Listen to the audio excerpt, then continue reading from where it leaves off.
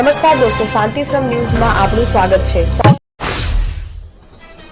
થરાદ શહેરમાં છેલ્લા કેટલાક દિવસોથી એલપીજી ગેસ સિલિન્ડર મેળવવા માટે ગ્રાહકોની લાંબી કતારો જોવા મળી રહી છે। ગેસ ગોડાઉન પર વહેલી સવારથી જ મહિલાઓ અને પુરુષો સિલિન્ડર લેવા માટે લાઈનો લગાવી રહ્યા છે। કલાકો સુધી રાહ જોયા બાદ પણ સિલિન્ડર મળવામાં વિલંબ થતો હોવાથી ફરિયાદો ઉઠી રહી છે, જેને કારણે ખાસ કરી ગૃહિણીઓમાં ભારે નારાજગી જોવા મળી રહી છે।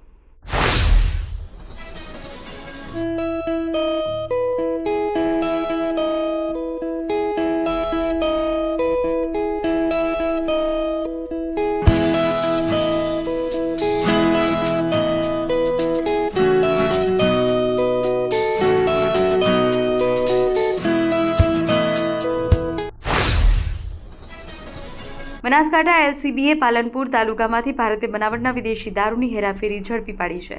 પોલીસે એક ઓટો રિક્ષામાંથી કુલ 1,99,732નો મુદ્દામાલ જપ્ત કર્યો છે। આ મામલે 2 આરોપીની ધરપકડ પણ કરવામાં આવી છે। એલસીબી સ્ટાફ પાલનપુર તાલુકા પોલીસ સ્ટેશન વિસ્તારમાં પેટ્રોલિંગ કરી રહ્યો હતો। એ દરમિયાન તેમણે બાતમી મળી હતી કે ઓટો રિક્ષામાં વિદેશી દારૂનો જથ્થો માલણથી કુપર ગામ તરફ આવી રહ્યો છે। આ બાતમીના આધારે પોલીસે માલણથી કુપર જતા રોડ પર નાકાબંધી ગોઠવી હતી। બ્રહ્મ સમાજ દ્વારા 900 જેટલી યુવતીઓ માટે એક વિશેષ જાગૃતિ કાર્યક્રમનું આયોજન કરવામાં આવ્યું।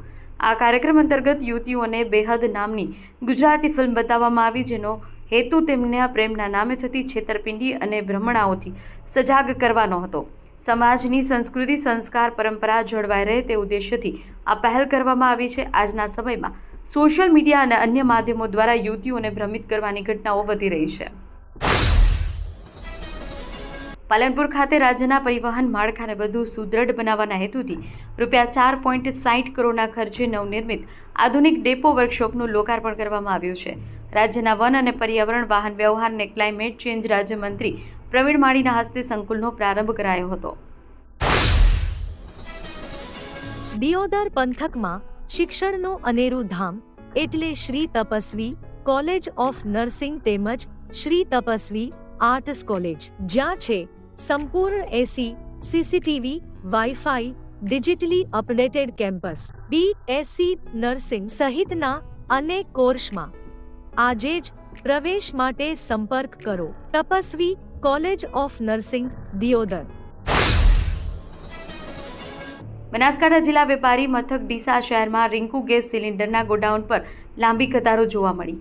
ગ્રાહકો ગેસ સિલિન્ડર મેળવવા માટે મોટી સંખ્યામાં ઉમટી પડ્યા। આ કતારો ઈરાન અને ઇઝરાયલ વચ્ચે ચાલી રહેલા યુદ્ધની અસરના ભાગરૂપે જોવા મળી। યુદ્ધના કારણે ગેસ સિલિન્ડરની અછત સર્જાવાની કે ભાવ વધારાની આશંકાથી લોકોમાં ભયનો માહોલ છે। આંતરરાષ્ટ્રીય સ્તરે સર્જાયેલી આ પરિસ્થિતિની અસર હવે ગ્રામ્ય વિસ્તારો સહિત ડીસા જેવા શહેરોમાં પણ દેખાઈ રહી છે, જ્યાં લોકો આવશ્યક ચીજવસ્તુઓનો સંગ્રહ માટે પ્રયાસ કરી રહ્યા છે। થરાદ શહેરની સર્વોદય સોસાયટીમાં કોપન પ્લોટમાં બ્લોક પેવિંગ કામનું ખાતમુહૂર્ત કરવામાં આવ્યું છે। આ કામગીરી 15 લાખ રૂપિયાના ખર્ચે શરૂ થઈ છે, જે સોસાયટીના રહીશોની લાંબા સમયથી પડતર માંગણી હતી। સ્થાનિક લોકોના જણાવ્યા અનુસાર ભાજપના કાર્યકર્તા અને વડીલ નંદુકાકા તેમજ સમગ્ર સર્વોદય સોસાયટીના રહેવાસીઓ દ્વારા વર્ષોથી કોમન પ્લોટ બ્લોક લગાવવાની માંગણી કરવામાં આવી હતી। થરાદ તાલુકાના વડગામડા ગામે એક હિન્દુ સંમેલનનું આયોજન કરવામાં આવ્યું। સંમેલનમાં આસપાસના ગામોમાંથી મોટી સંખ્યામાં હિન્દુ ધર્મપ્રેમી જનતા ઉપસ્થિત રહી। કાર્યક્રમ દરમિયાન ગોમાતાના મહત્વ અને ગો સંરક્ષણ અંગે ઊંડાણપૂર્વક માર્ગદર્શન આપવામાં આવ્યું। માર્ગદર્શન બાદ આરતી કરવામાં આવી। આ પ્રસંગે ગેશડાના સરપંચ જયંતિભાઈ પટેલે જણાવ્યું કે બોરડુ મંડળનું આ હિન્દુ સંમેલન વડગામડા મુકામે ગોકળેશ્વર ગૌશાળામાં યોજાયું હતું, જેમાં મંડળના ગામોમાંથી મોટી સંખ્યામાં હિન્દુ રાષ્ટ્ર અને ધર્મપ્રેમીઓ ઉપસ્થિત રહ્યા। બનાસકાંઠા કૃષિ ક્ષેત્ર ઐતિહાસિક નિર્ણય 119 કરોડના ખર્ચે સીપુ અને દાંતીવાડા ડેમ ઇન્ટરલિંકિંગ થશે। 50થી વધુ ગામોમાં હજારો ખેડૂતોની કાયાપલટ થશે। દાંતીવાડાના વધારાનું પાણી સીપુ ડેમમાં ઠલવાતા જળ સંકટ ભૂતકાળ બનશે। બનાસકાંઠા જિલ્લાની ખેતી અને સીપુ પશુપાલન માટે કરોડરજ્જુ સમાન સીપુ અને દાંતીવાડા ડેમને કેનાલ નેટવર્કથી જોડાવાની 119 કરોડની મહત્વાકાંક્ષી યોજનાને રાજ્ય સરકાર દ્વારા મંજૂરી આપવામાં આવી છે। થરાદ ચૌધરી સમાજ પણ એક રિવાજ એક સમાજના માર્ગે થરાદ ખાતે સામાજિક બંધારણને આખરી ઓપ અપાયો। લગ્ન મરણ પ્રસંગમાં અનેક કુરિવાજોને તિલાંજલિ અપાઈ। લગ્ન અને મોત પર થતા અર્થહીન ખર્ચાઓ પર કંટ્રોલ કરવા અનેક રિવાજોને બાય બાય કરાયા।